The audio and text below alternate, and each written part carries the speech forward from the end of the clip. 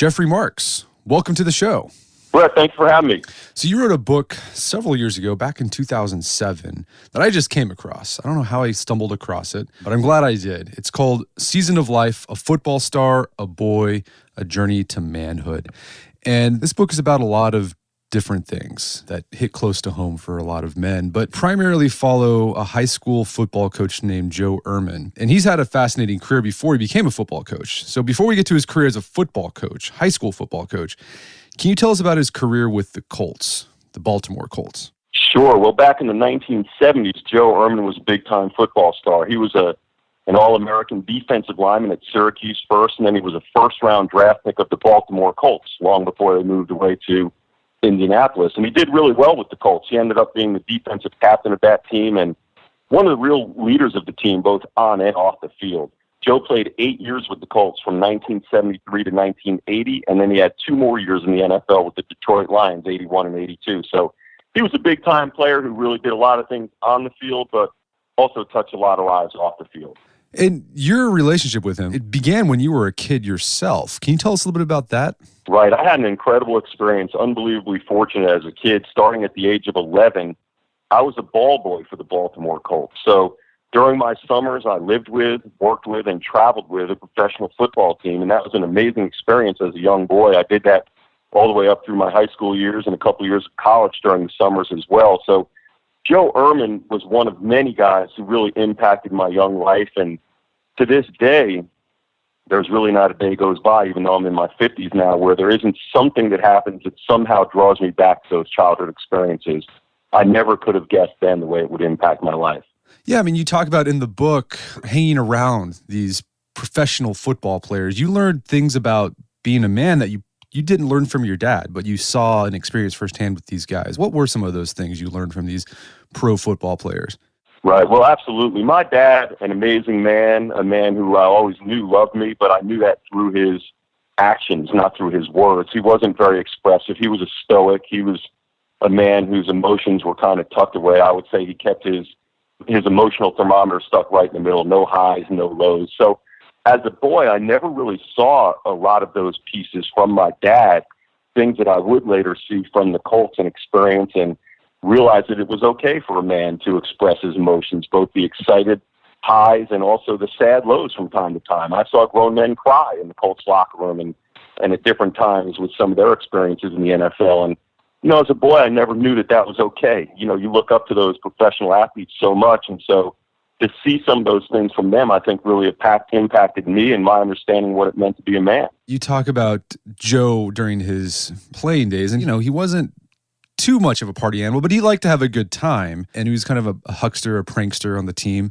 But he had an event in his life. His brother died, and it completely changed him. How did the death of Joe's brother, and when did that happen in his career, and how did that affect his life going forward? Right. Well, Billy Ehrmann was Joe's younger brother and really best friend, and so that was a huge turning point in Joe's life. I would say that he was a party animal prior to that. Joe was a guy who, if you wanted to know where the team party was or where they were going to play poker on Wednesday nights or where to get a cold beer after the game or any of that stuff, Joe was really the go-to guy. So he had a lot of fun during his early NFL days. The big turning point for him was in 1978. That's when his younger brother, Billy, died after a long battle with aplastic anemia. It changed everything for Joe. That's when Joe really started searching for meaning in his life, trying to understand what he had been fed for so many years about what it supposedly means to be a man, a successful man in this world, and did a lot of reevaluation, ended up going into the ministry through his lessons learned and also lessons taught. It really changed everything for him. Well, yeah, you talk a little bit about his ministry because it was pretty unique. Well, when Joe became a minister in Baltimore, he started in the inner city, and he had a program called The Door, and that was in a pretty tough neighborhood in Baltimore where a lot of young people and a lot of families needed all kinds of help. So that was typical Joe. I mean, Joe was one of these guys that was always reaching out to pull others in. As I mentioned briefly ago, I happen to be very fortunate to be one of those starting as an 11-year-old boy. So I knew and saw and felt like and meant when Joe got involved in your life. And later on, once he became a minister and was able to reached so many families in the inner city. That really changed a lot of lives for a lot of people. And then another unique thing about his ministry is that he's made a focus on reaching out to young men. Why have that focus? Yeah, that became much later. That came on much later. Joe came to this conclusion, working in the inner city and seeing and experiencing all those ills that impact so many, whether it's the issue of drugs, whether the issue of fatherlessness, so many other things going on, problems in the city, socioeconomic issues. Joe came to realize that all of those other problems were really just a subset of the biggest problem of all, and that is that we as a culture don't do a very good job of teaching boys and men what it really means, what it really ought to mean to be a man in this culture, a man of substance and impact. And so he started a program called Building Men for Others, which is all about tearing down what he calls the societal lies of false masculinity and then replacing those and teaching them into young people's lives, replacing them with what he calls true masculinity or strategic, in the sense that strategic masculinity means that it's intentional. You need to think it through. You need to decide for yourself how you're going to define masculinity, and then you need to live into that definition. Well, what are some of these false lies that Joe thinks are out there in our culture? Joe has, in his program, he came up with 3 lies that he calls false masculinity. The first is athletic ability, and that starts at a very young age. We learn that if we can play a little better basketball or football or baseball on the playgrounds, and somehow we're a little better than or a little more than the other boys. And, that's fun and that's all good. And, we all want to be good athletes and enjoy those things. But quite honestly, it has nothing to do with later being a man of substance and impact. And then you get a little older and you reach that second lie in Joe's definition, sexual conquest. And not talking about healthy relationships there. There's nothing better in the world than a healthy relationship. This is what I would call the notch in the belt mentality, where you're really bringing girls and later women around you, not for anything that serves them, but for your own individual purposes and gratification. And that, too, becomes an absolute lie. If you're going to define yourself by sexual conquest, that doesn't make you a man. If anything, that makes you a user of other people. And then you get a little older and you reach that third piece, economic success. That's what kind of car do you drive? What house do you live in? What's your zip code? Issues revolving around power and privilege and prestige, your job title, and so many other things that come into play the way we too often view this world as adults. And, again, I'm not suggesting that there's something wrong with wanting and having good things in your life. That's a beautiful thing. But there's something terribly wrong if that's how you're going to measure yourself as a man. So Joe takes those 3 pieces, the athletic ability, the sexual conquest, economic success. He calls it from the ball field to the bedroom to the billfold. And he debunks all of those things, and then he replaces those with his definition of strategic masculinity. And what is that definition of strategic masculinity? Well, in Joe's view, there are only 2 categories. The first is relationships. That's the ability to love and to be loved. That's the ability to look another man or woman or child in the eye and express to them your love, and then hear and see and feel that coming back as well. And, you want to get to the point where if I were to walk out of here today and get hit by a truck on the road and I was on my deathbed tonight, I was looking back over my life, I'd be able to ask myself certain questions that are all relationship-based. Questions such as, what kind of husband was I? What kind of father? What kind of son? What kind of brother? What kind of classmate, teammate, community member? All of these issues that revolve around relationships. And I want to know that I'm going to measure my life looking back on it based on those things, not on things like how many home runs did I hit on the baseball team, how many $100 bills did I put in my bank account, how many cars did I put in my garage. Those things really be meaningless at a time like that. So that's all about relationships. And then the second piece, it's having a cause beyond yourself. Joe calls it a transcendent cause. That means it's bigger than your own individual hopes, dreams, and desires. It's all about serving other people. Your cause can be large, it can be small. You can have a single cause or multiple causes. But ultimately, if you're on that same deathbed tonight, you want to know that somehow you lived, you learned, you loved, and you left this place a little better than it was before you got here. That's awesome. So he has his ministry at the door. He also has this men's ministry he's doing, reaching out to young men. How does football connect with this? How did he end up coaching high school football on top of being a minister? Well, it's funny to think back on it now, but in 2001, when I reconnected with Joe after 18 years had passed, between the last time I had seen him as a professional football player and then reconnecting with him in Baltimore. And I didn't know that he was doing this either. I had seen and heard little things about what he was doing in the inner city. I knew that he was responsible for building the first Ronald McDonald House in Baltimore, serving sick children and their families, a tribute to his brother, Billy. I knew a lot of those things, but I had no idea he was coaching high school football on the side. And Joe explained to me that the only reason he was doing that, it wasn't really that he cared a whole lot about football anymore. It was simply because he saw that as the perfect context in which to reach and teach teenage boys about these concepts that he had developed related to masculinity. So, I would make the argument that sports in America today is the most powerful platform we have. So if you want to reach and teach teenage boys important concepts such as these, what better way to do it than within the context of high school sports? And so how does Joe go about doing that? What's his technique of imbuing these things to these young men where they actually want to listen and apply these things that he's telling them? Well, Joe was coaching along with his best friend, Biff Poggi, and Biff was the head coach and Joe the defensive coordinator of a team called the Gilman Greyhounds in Baltimore. And one of the things that was so beautiful just to start with was that all the boys would see and witness and understand and then ultimately want to emulate the type of relationship that Joe and Biff had. So they would see it right there before they even started learning about it from the lessons. And Joe and Biff had a whole program where they had a playbook that was unlike any other in high school football. Think about high school football, the most violent sport in America, football. Think about high school where all you want to do as a teenage boy is impress other boys and the girls, of course. But here were the main concepts in their playbook for that high school football team: kindness, empathy, inclusion, justice, living a life of service to others, integrity, bringing all your talents both on and off the field. Overall, what they were doing was trying to teach those boys that really what we want to do as boys and men, and ultimately as human beings, any human being, is keep the head and the heart connected.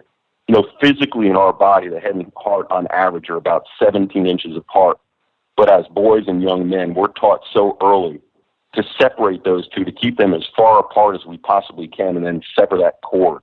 And we're taught that we're supposed to lead with the head and not with the heart. In the biggest picture, the broadest context, what Joe and Biff are teaching those boys to do is keep the head and the heart connected. I'll give you an example. The first day I showed up there, summer of 2001, for their first day of summer football practice, here's the very first thing I saw on that football field. It was the strangest thing I've ever seen, and I've lived my whole life in one way or another around the world of sports.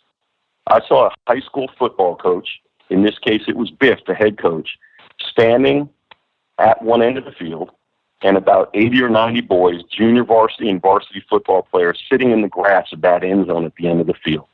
Biff was standing before them, about 7 or 8 assistant coaches standing behind Biff, and the first thing Biff does is yell out to those boys, "What is our job?"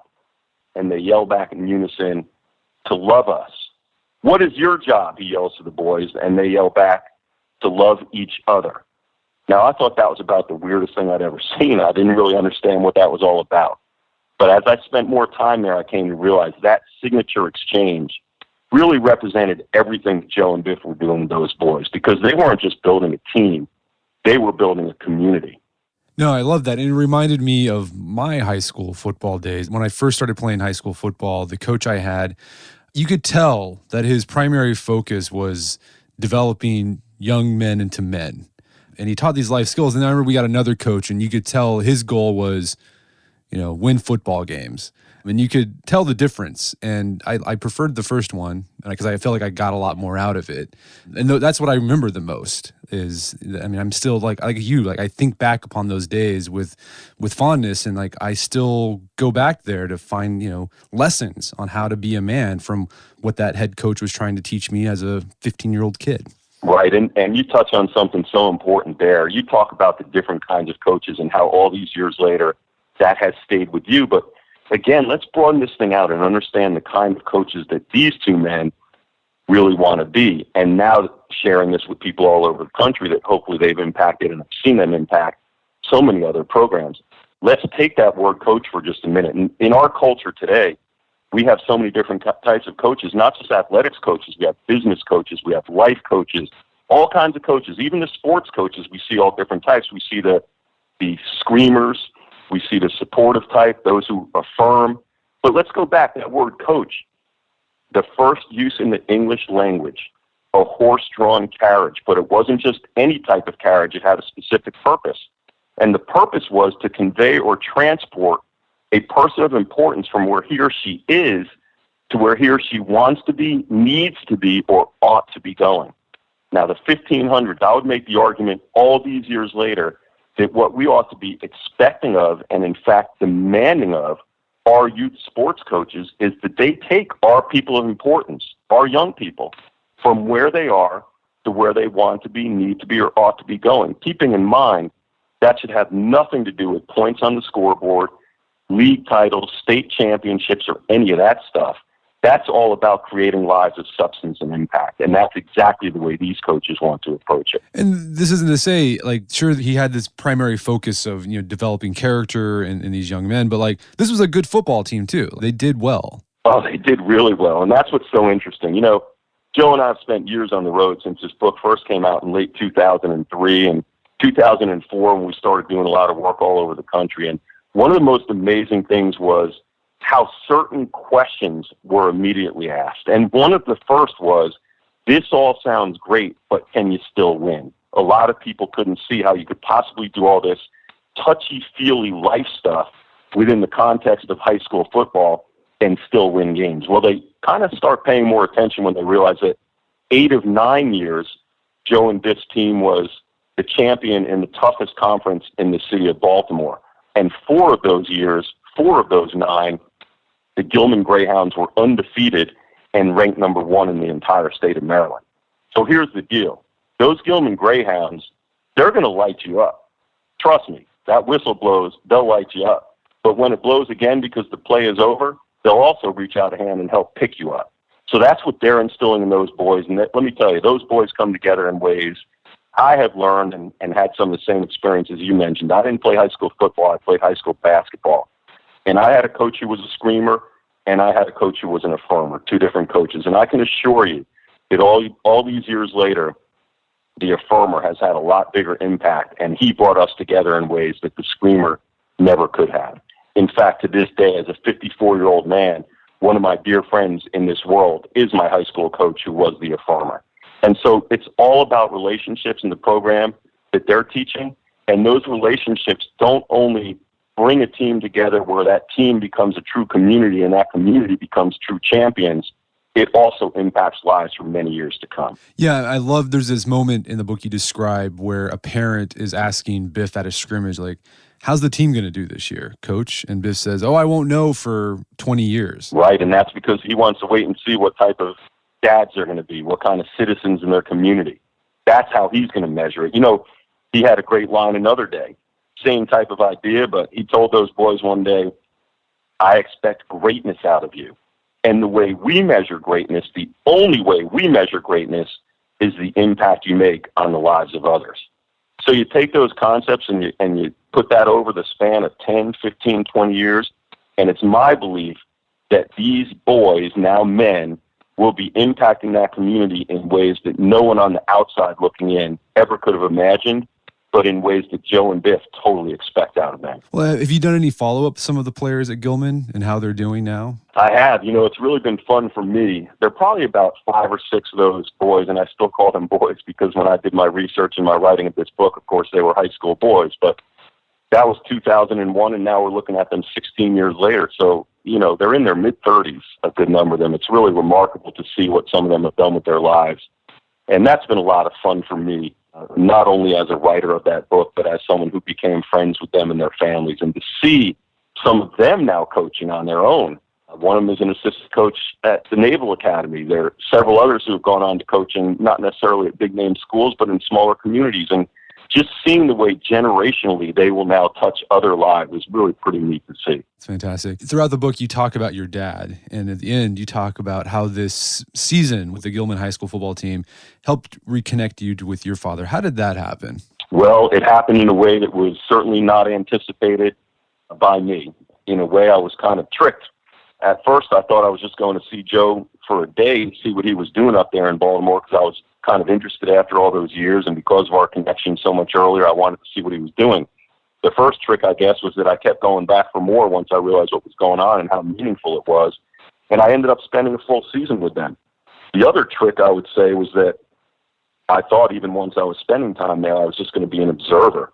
But I actually became unknowingly a participant because I think it would be impossible to go through a whole season with a group like that, both the boys playing and the men coaching, without going through some self-evaluation of your own. And I did that. I kept coming back to my relationship with my dad. The more I thought about Joe and Biff, the way they were teaching strategic masculinity, of course, that led to me thinking a lot about all of my relationships, about my cause in this world. And as I say, I kept coming back to my dad. We talked about him a few minutes ago and how I always knew my dad loved me, but he wasn't the kind of guy who would express that when I was a boy, that's for sure. The first time he told me he loved me, I was 24 years old.